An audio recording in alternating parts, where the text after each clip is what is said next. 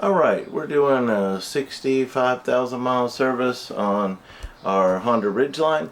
It's 5 years old, and every 5 years I like to flush the brake fluid and put in new brake fluid. So that's what we're going to do today. I'm going to put parts to everything in the video description.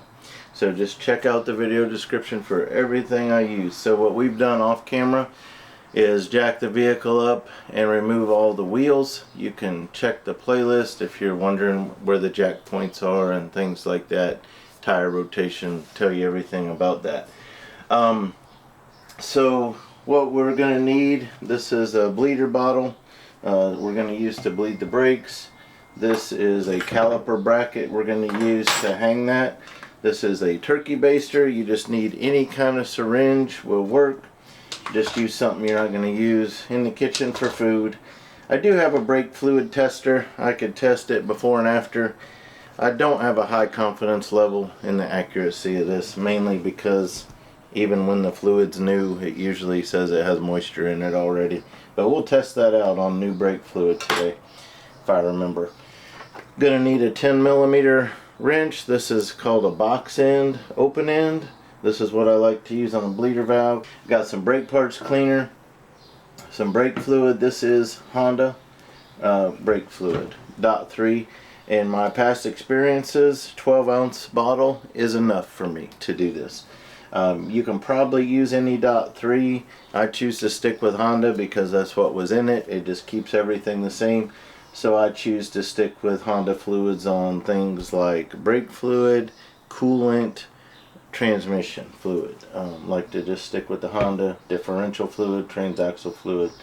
I got some brake parts cleaner just to clean our area, and some penetrating oil. So the first thing we're gonna do, last night I cleaned the vehicle and I even cleaned the underside just so it would be hopefully cleaner for the video.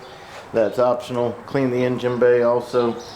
So every wheel has one of these black caps. It's just a rubber cap on the bleeder valve. Just kind of, you can see it's working because it's keeping dirt out of the valve. It's all dirt, you're gonna have brake dust in that area. So we're just gonna set that right down there. There's our bleeder valve. So what we're gonna do first is go around on all four wheels with this penetrating oil, and we're gonna spray that just like that. And what that does is it helps loosen that so that it does, we don't want it breaking off on us. So I'm going to go ahead and do that to all four wheels. Alright, we've sprayed penetrating oil on all four of the bleeder valves, and now I just take some, this is optional, but I take some brake parts cleaner. I have plastic sheeting under every wheel, and I just like to clean the brakes, just kind of keep the brake dust off of them. This stuff needs to be in a well ventilated area, has a high smell. So I just go ahead and do that, let that drip, and let that penetrating oil work while I get everything set up. Okay, just some quick notes on why we change brake fluid. I don't really understand why some shops never change it. I've had brake mechanic shops tell me they never change brake fluid. I do not understand that. You can tell by the black color that it needs to be changed. Also, some people say you got to change it every 2 years. I don't understand that either. When I change ours today, we'll find out, but this is original brake fluid. The vehicle's 5 years old. We'll see what it looks like, but it's probably doesn't look that bad. I personally go with every 5 years. So brake fluid is hygroscopic. That just means it absorbs moisture. It absorbs water. And so the boiling point of brake fluid is 400 degrees Fahrenheit, whereas the boiling point of water is 212 degrees Fahrenheit. So if your brake fluid is absorbing water and your brake fluid exceeds 212 degrees Fahrenheit, and it will, any water it's absorbed will start evaporating and burning off, and that can leave you with voids in your brake lines. It can lead to spongy brakes. It can lead to your brakes not performing well. Plus you know, just when you use fluid, it gets dirty. So it's just a good idea to change it. Brake fluid is caustic, meaning that, you know, it's capable of burning, corroding, and destroying living tissue. It can also do a lot of damage to your paint and to your painted wheels. So you do not want to get brake fluid on anything. So wear glasses, wear gloves, protect your skin. I have rags up there by the master cylinder that's going to help us.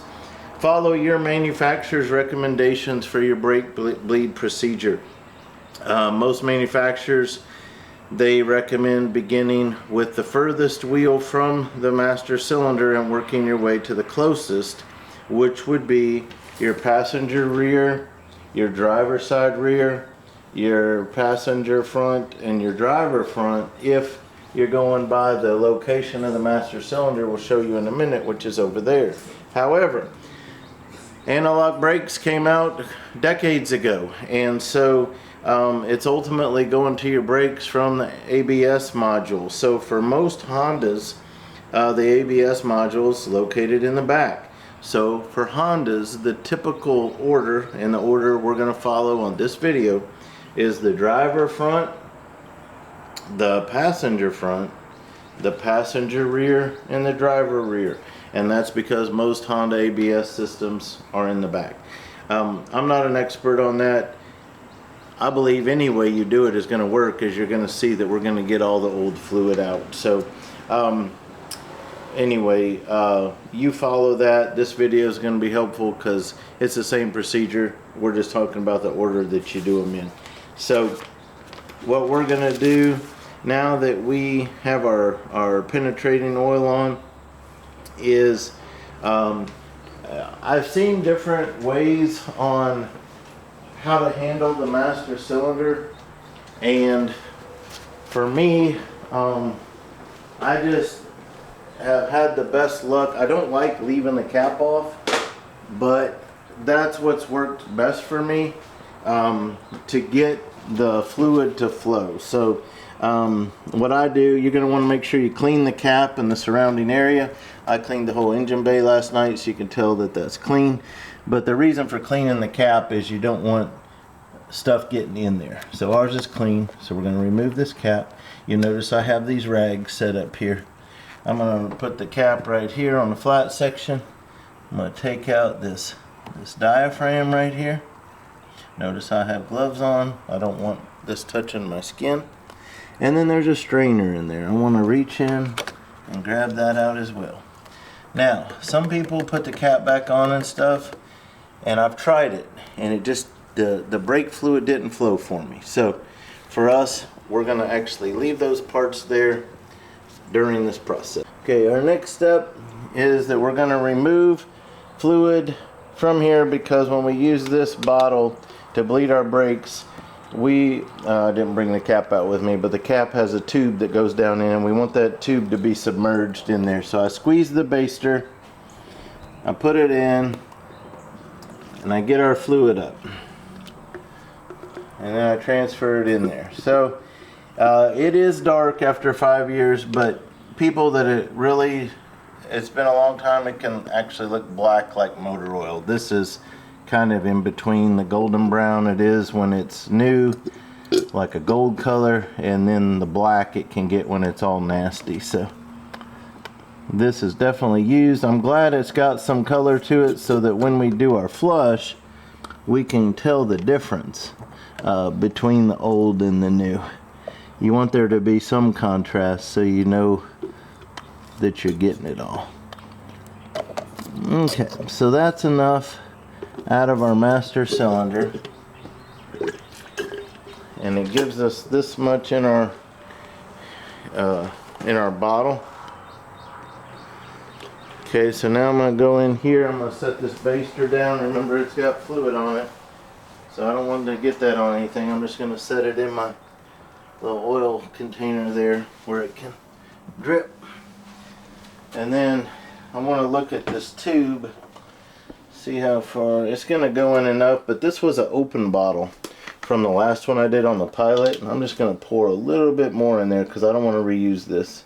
Once you open brake fluid, see how clean new brake fluid is? Look at that. And then ours, you know, is that color of brown. I don't know how well you can see that on the camera, but you can see it in the bottle too. And then this you can see very clean. So anyway, that should be enough to submerge this tube in there. And the reason for the submersion is we don't want to get air back up into the system. We're trying to keep air out of this. This should have a foil seal.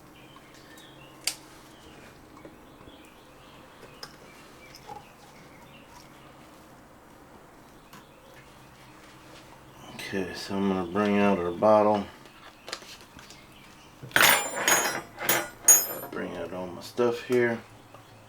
I think that's everything. It's really not that much stuff needed to do this job.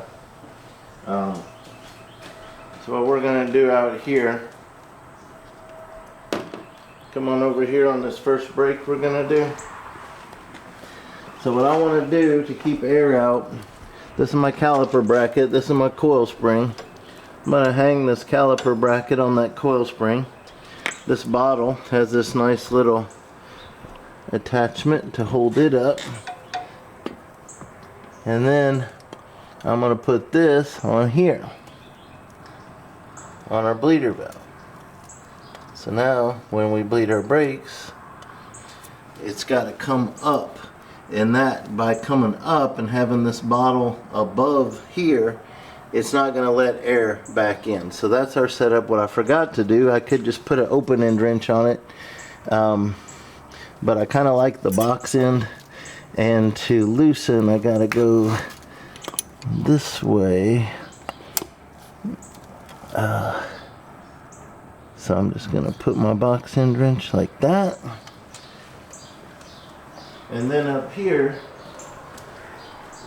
I want to fill my master cylinder with new fluid so that when we flush, we get rid of that old fluid soon. And then we'll start putting the new fluid in as soon as possible. And I'm not worried about the fill line. I'm going to go above the fill line because we have a lot of fluid to pump in.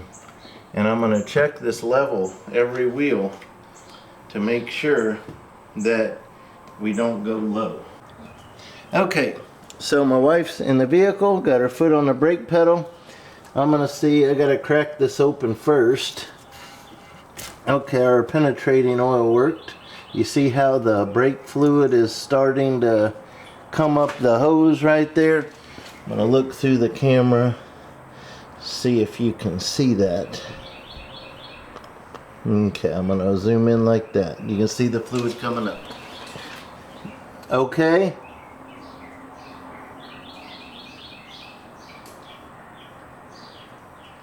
Go. Okay.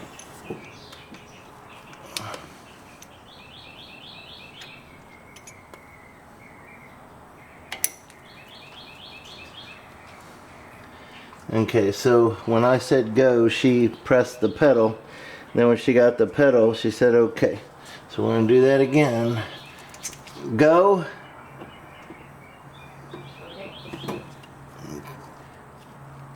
So every time she says okay, the pedal's at the floor and I'm tightening this nut, and then I loosen it again and she does it again. Go. Okay. Go. Okay. Go. Okay. Okay, so we're gonna say that this one is done. I'll tell you what, because it's the first one and the fluid is pretty clear, I'm gonna put some more fluid in. And because it's the first one, I'm gonna just do it another time. So you ready? Go. Okay. Alright, so I am gonna disconnect this, and when I do, this brake fluid is gonna spill out, which is fine. But yeah, I've already got that plastic sheeting there for that purpose, so I'm not gonna try to stop it. I'm gonna take my hose off right here. I'm gonna go ahead and just hold the hose up this way. That way I can get most of it to go into the bottle. I'm gonna take my little hanger system here. I'm gonna take my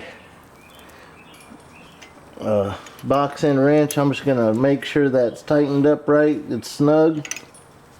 That's all it needs to be. I don't want to over tighten that, so I've got it snug. And while I'm here, I'm gonna go ahead and put on my black rubber protective cap, just so I don't forget that. So the other 3 wheels are the same, so we're not going to record that, but each wheel we are filling up the master cylinder again with brake fluid. Alright, so we did all 4 wheels. We put all the black bleeder valve rubber covers on the bleeder valves, and then when we were done, we pumped the brake pedal slowly several times to make sure that it has a good feel. We're going to want to check that again when we drive it the first time. So we did that with the car off, and I also started it and did the pedal several times with the started. So at the end of the job, what I did here was the fill line. Okay, it went down a little when I started the vehicle and did it. So I had it filled up to what I think is the fill line, which is this line right here.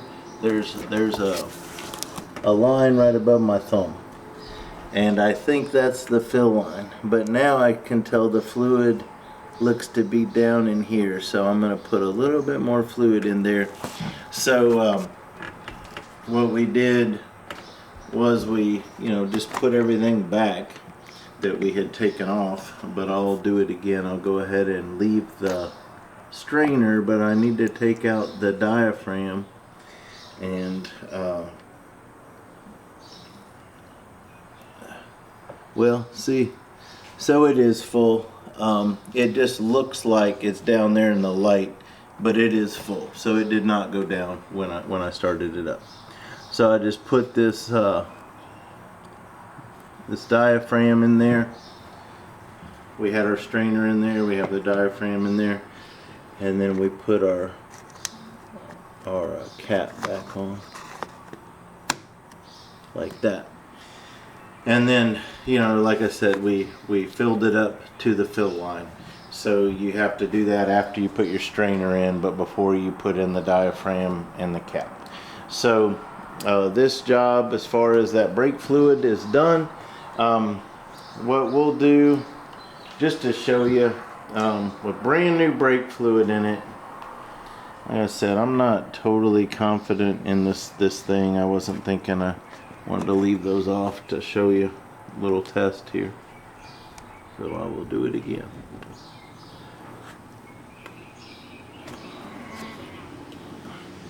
Alright, so we turn it on. It's on 0% moisture.